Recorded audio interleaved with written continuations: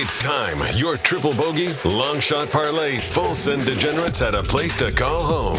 Look no further. It's the D-Gen Podcast. And now, here's your host, Wayno Wagyu. What is good, everybody? So fired up for this podcast tonight. We have a phenomenal guest joining us, first of all. Second of all, this podcast right now presented to you by D. Hudson Golfwear. Go to dhudsongolfwear.com right now. You're going to get 15% off your next order. Use promo code DGen2021, and it's that simple. No matter what, you're going to be getting new golf swag for this year, so you might as well get it at 15% off. Am I right? I'm right. Now it's time to enter our guest, introduce our guest. This guy, New York Times bestseller, 2 different big-time movies that are favorites of mine, The Benchwarmers, The Longest Yard, and let's not forget, 4-time Super Bowl champion. He's been 5 times. He's won 4. So enough said. We're not going to wait any longer. We're going to bring him in. Bill Romanowski, thank you for coming to the show, man. How you doing? I'm doing great, and great to be on. Yeah, likewise. All right, so I actually have a younger brother. He's a freshman in high school currently, and believe it or not, he had never heard of the movie The Longest Yard, and I was blown away to find this out. So the other day I have him over. I have him over quite often just to hang out and spend time together. And I said, hey, want to watch The Longest Yard? And he said, what's that? And I said, honestly, it's one of the best sports movies in my personal opinion. So he watches it. Next thing you know, this is the best movie ever. So I guess, my question is to you, whether it's The Longest Yard or The Benchwarmers, which out of those 2, did you enjoy filming the most? Or do you think was, something you had more fun doing anyways, The Longest Yard was probably the most fun I've ever had in my life, other than winning Super Bowls. The environment that Adam Sandler created day in and day out, it was like a locker room. And, it was, because at the end of the day, doing football is real in the movies. You don't necessarily do every single scene, but I did a lot of it. And, and then the guys, it's the group of people that Adam Sandler put together to do this movie. It was second to none. And Burt Reynolds, and I know. God bless him, because I know he's up in heaven, and I know he's watching football. I know he's dreaming about football, because every time I saw him, he just wanted to talk football. He loved football. And when we were done with the movie, he actually had a painting done for me. So wow, he was a really, really neat guy. Adam Sandler's one of the best people you could ever meet in your life. Chris Rock is funny as can be. I mean, it was just really one of those once in a lifetime things to do.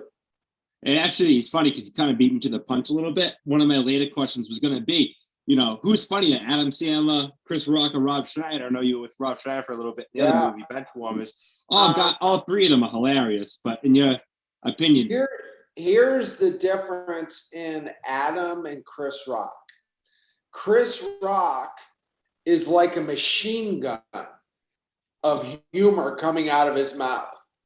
Adam Sandler, he's so quick with taking something that you say and all of a sudden turning it around and making it funny. So yeah, like that, like almost like a methodical thinker. He plans out what he's going to say before he says it, and when he says it, the delivery is priceless. It is. Yeah. It's and he's gifted at it. Chris Rock is gifted because it's a machine gun. It's coming out so fast and furious that it just doesn't stop. it's one thing after another. So obviously you've had success outside of the field in terms of the movies and the book. I know you said you had a book, and that in itself, New York Times bestseller. Do you want to talk a little bit about that? I know we have a younger crowd in this, but we also have a older crowd that has, I know people talk to me all the time and say, who's coming on? Who's coming on? As soon as I mentioned Bill Romanowski, a few guys, particularly that I work with, were like, oh, his book. So for the people that haven't heard of it, do you want to tell us a little bit about it and what's it called and everything? Yeah, the book was about my career, and it was everything it took for me to be able to make it to the NFL and play 16 years. I played 269 straight games. Wow. And I'm no genetic freak. And I played against a lot of genetic freaks.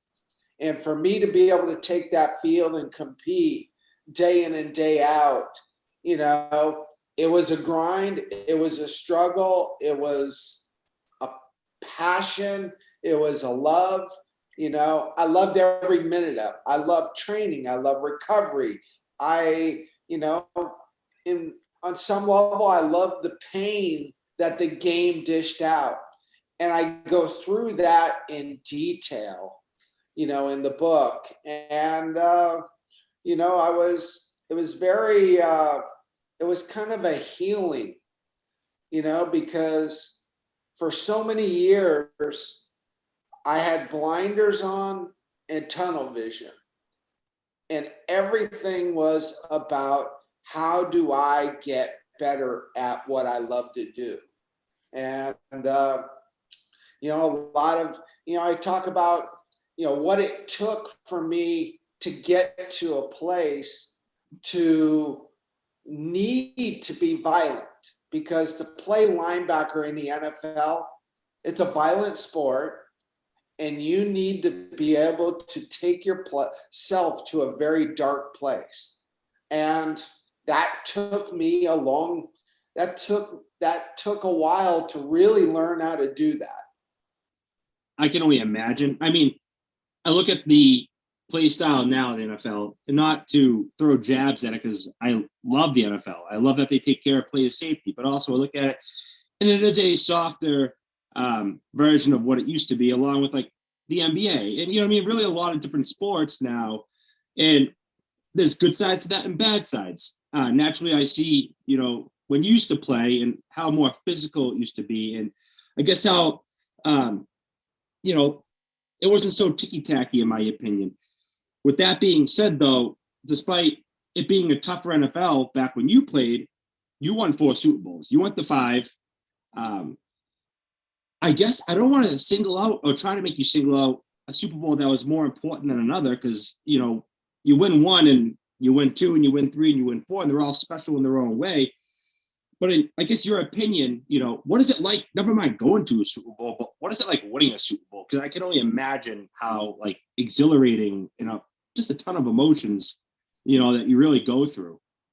It takes every single person in an organization to win a Super Bowl, and the support and everything that goes into it. The guys need everybody, from trainers, equipment managers, our coaches, scouts. Everybody is a part of it. And there's so much work that goes into it.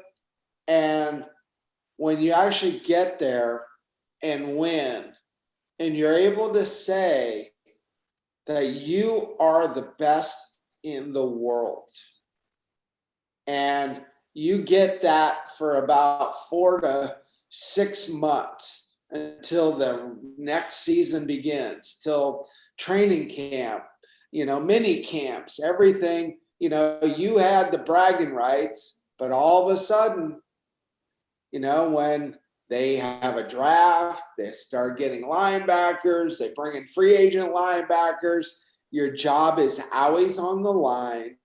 And it was that way for 16 years. And to be able to win a Super Bowl, there's nothing better, to be able to hug and be with the guys and celebrate together, because it takes every single guy to get that job done and to do it. And, to do it 4 times is amazing. And then here I am looking at Brady on what he's done. I am absolutely in awe of Tom Brady and what he's accomplished. And hats off to him. I love his passion. I love his drive. I wanted to play till I was 40. I got knocked out of the game at 37, and I got close. And he's 43 and still kicking ass. Yeah, it's pretty incredible to see a guy of his age not just winning, but winning Super Bowls. So, obviously you went to BC, you're a Connecticut guy, so New England.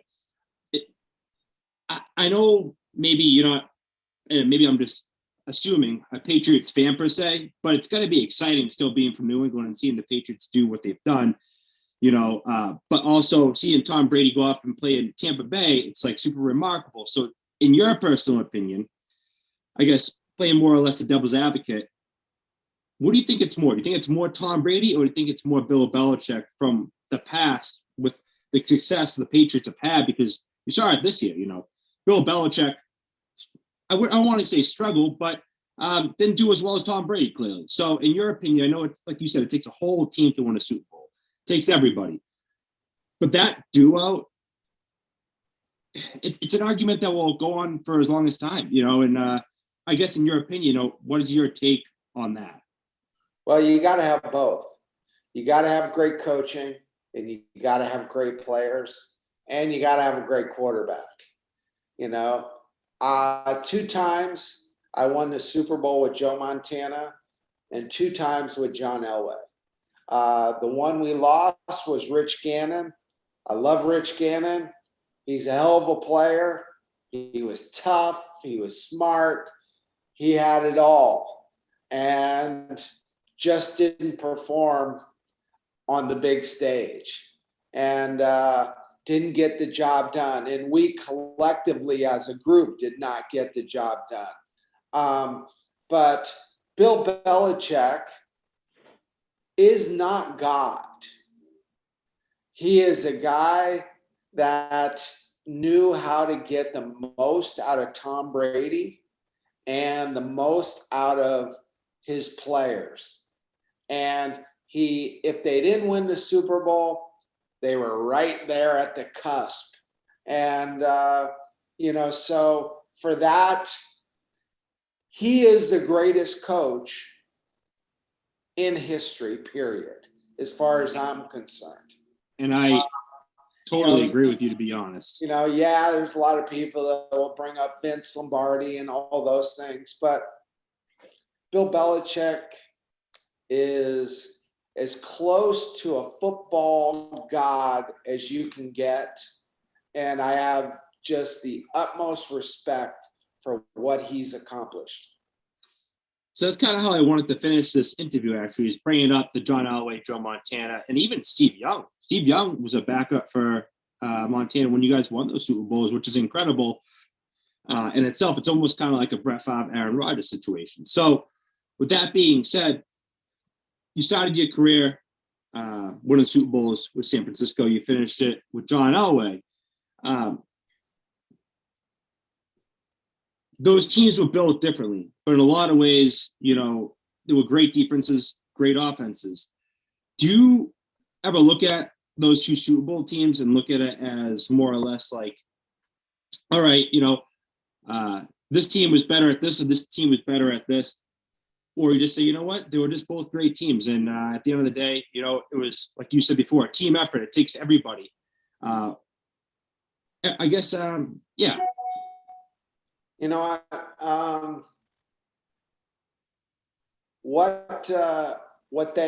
What we had is, on both of them, we had the quarterback that made you believe that you could win every game you played.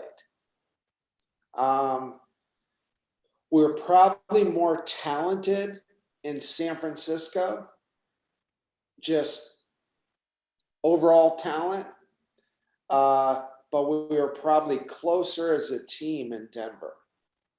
And just the group of guys we had, we hung out together all the time. San Francisco, when the game was over, kind of guys did their thing. In Denver, when the game was over, the party just began. And that's when, we just got tighter and tighter. And it was really special. And it was fun.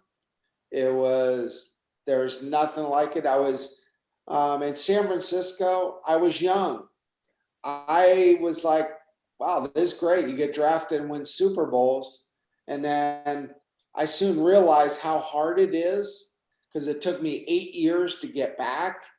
And when I got back, I think I appreciated it more. And then the group of guys that I was with in Denver just made it that much more special. Honestly, growing up as a kid, Terrell Davis was like my favorite running back ever. So for me, that Denver Broncos team, when you guys won that Super Bowl, especially against the Atlanta Falcons, that hit home for me. That was like priceless. So, but honestly, Bill, I appreciate your time so much. Thank you so much for coming on the DGen podcast. And you're always welcome back. And, best of everything, best health right now during the pandemic. And have fun out there in the California sun. Hopefully get out there soon. Okay. Well, take care. Thank you. Thank you. All right. So that was Bill Romanowski. Fired up. First of all, Adam Sandler, the fact that he is like that chill in a movie set, because you hear a lot of stuff about like actors and shit being like dickheads. So the fact that he's that chill and like brings them like all together, especially like all those big egos, like you got Michael Irvin, you got just a ton of solid ass fucking athletes and actors in that movie. So super cool. But we're gonna take a break. We're gonna be right back. Quick sponsors. And next, believe it or not, we're gonna be talking golf. We're gonna be talking golf. We're gonna be talking not the PGA Tour. We're not gonna be talking stats or this or that. We're gonna talk stuff that we relate to, that you relate to me, I relate to you, and we're gonna hammer through them. We're gonna talk about the golf necessities, stuff you need to get through your round, like no questions asked. At least that I need, and I'm sure a lot of the stuff you're gonna say to yourself, wow, if I didn't need that before, I need it now. So we'll be back, quick sponsors, and we'll get on that topic.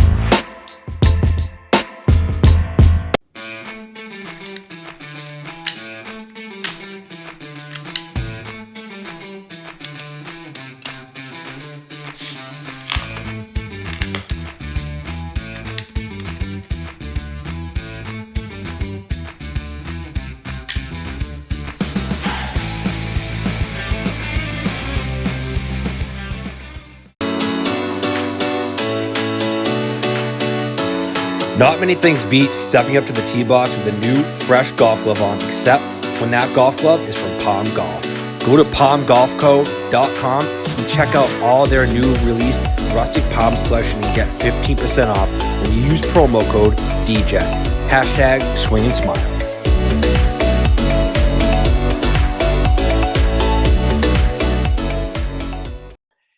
And we are back.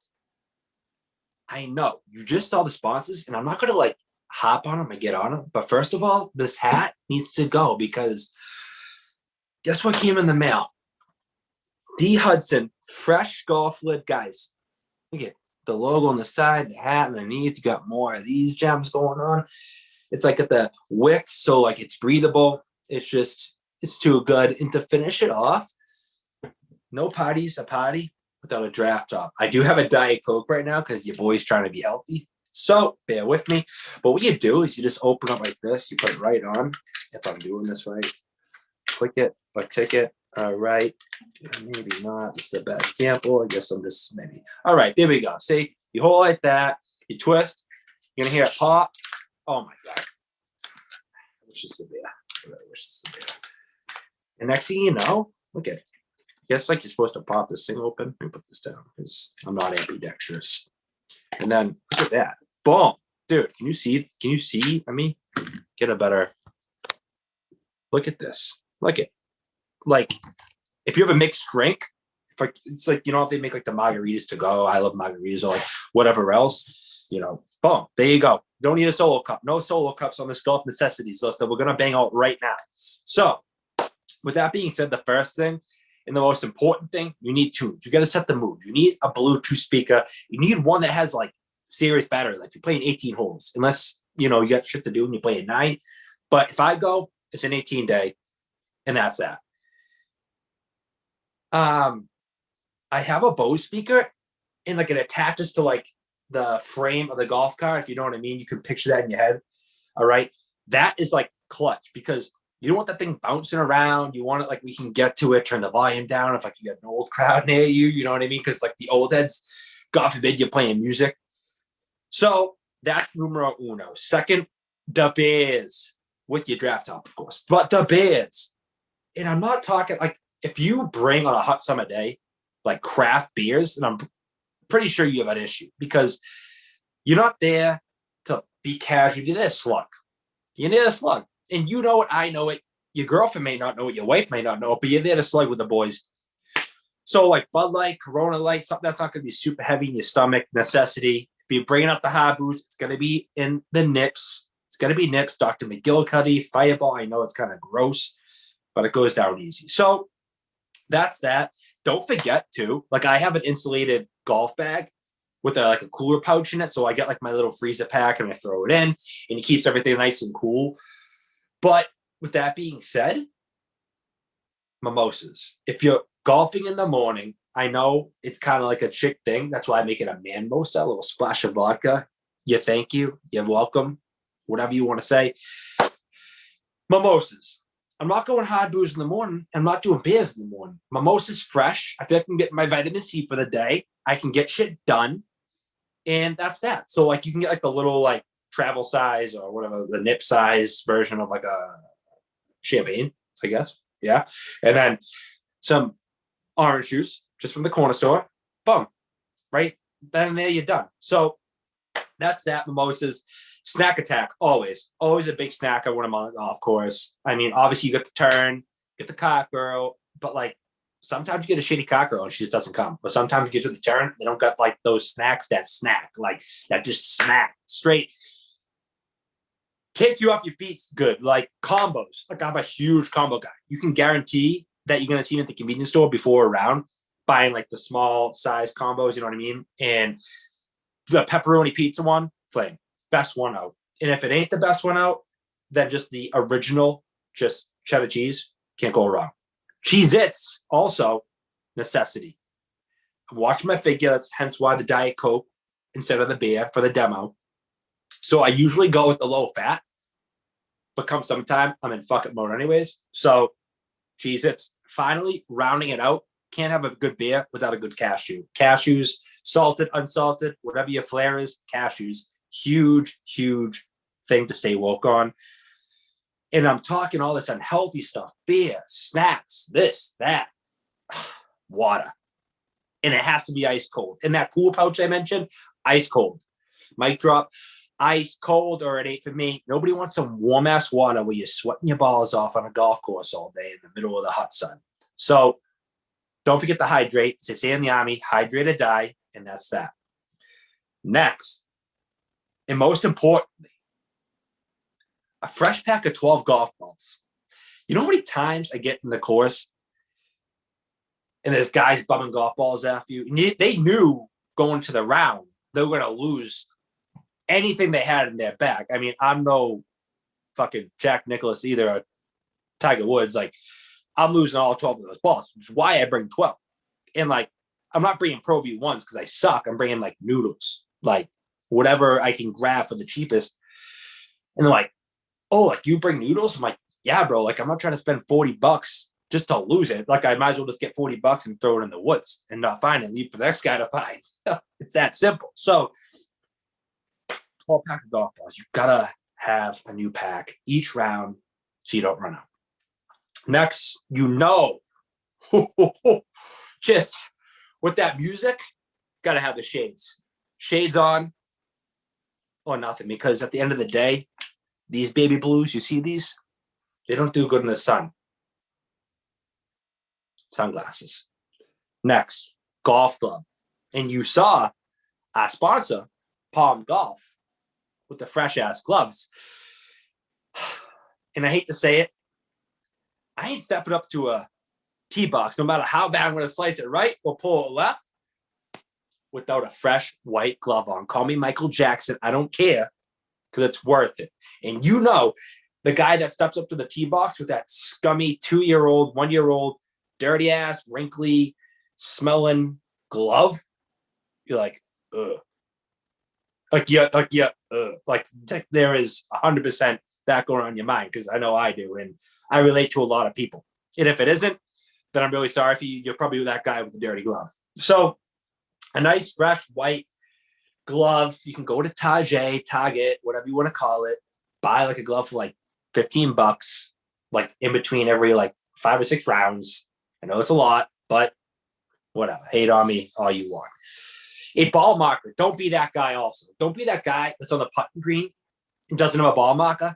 And then next thing you know, your ball's in the way and somebody's like, oh, like, hey, do you mind marking your ball? Which is like, I shouldn't have to ask you anyways. But even if I am asking you, and then you go, oh, I looked at the golf cart, following that bullshit. And we all know you don't have one, because the last 7 holes, you do the same thing.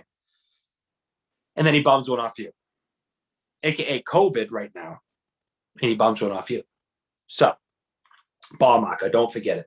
Next, and I think this is like something that should be like a prerequisite when you start a round of golf, that every guy should know, and every girl should know.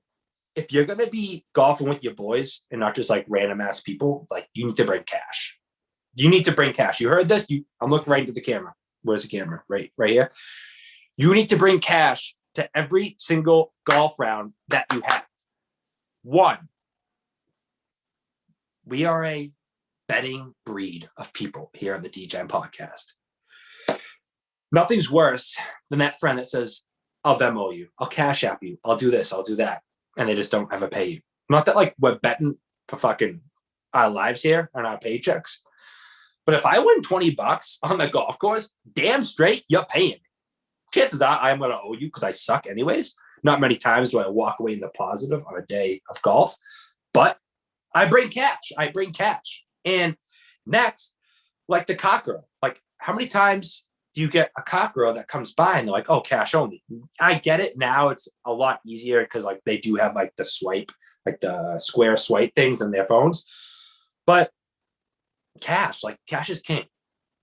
And finally, don't forget the term. I cannot tell you how many times a place is like, oh, our machine is broken. And I'm like, all right, well, like I'm trying to scarf 3 hot dogs with ketchup only, bag of chips, and maybe buy some more beers for the boys because we killed a 30 rack in the first night. So it's like it's to the point like that awkward stare. It's like, well, are you gonna give it to me for free? Or and then like obviously no, you're not gonna give it for free. So like you just break the wrist to walk away, or somebody bails you out behind you, one of your boys, with cash. Finally, weapons of mass destruction. Weapons of mass destruction. You're probably saying, what the fuck is that? But you know what? For starters, draft top. You know how much better life is when you can drink out of your beer can straight from the top and not through the hole, because you get like that experience of like a draft beer basically out in the course. Mass destruction weapon right here. Secondly, and I don't know where it is. You know what? I'm going to walk away for 2 seconds to grab it. This is not a sponsor of ours, but one that I hold near and dear to my heart. A Kong. It's a koozie. See this? Koozie with a funnel on it. Dude, if you're trying to get McSaucy with the boys out in the McCart, here you go. So, yeah. So basically what you do is this motherfucker. If I can do it, yeah. So like it comes like this. All right. This little gadget right here on the top. All right. And don't ever say I didn't do anything for you because you know you're all going to buy these now. And I'm not getting anything for it. So whatever. So it just comes like this. All right. And you can just drink your beer out of it. So I'll drink like my fresh Diet Coke. All right. So, all right. We'll take it out so I don't spill it. All right. And then you're going to take this off. You're going to twist it and pull. Put it in. Twist. Boom. Next thing you know, I'm doing this. It's a beautiful thing. So golf necessities, those are some of them. Oh yeah, and don't forget, actually, one last thing. Cigars.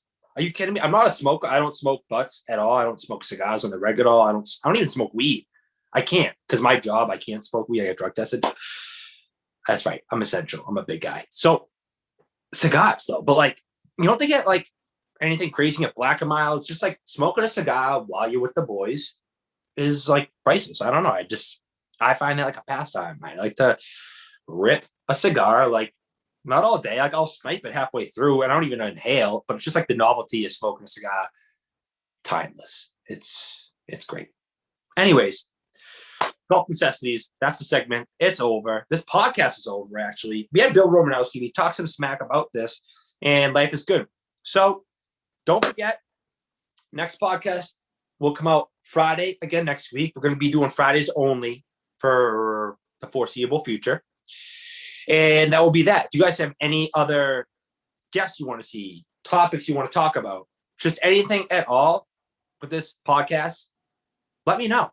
DM, drop in a comment, whatever it may be. And don't forget to like and subscribe on these buttons, wherever the fuck it is. Drop it like it's hot. DGen Podcast, Wayno Wagyu. Thanks again, everybody, for listening. And we'll be back a week from now. We out.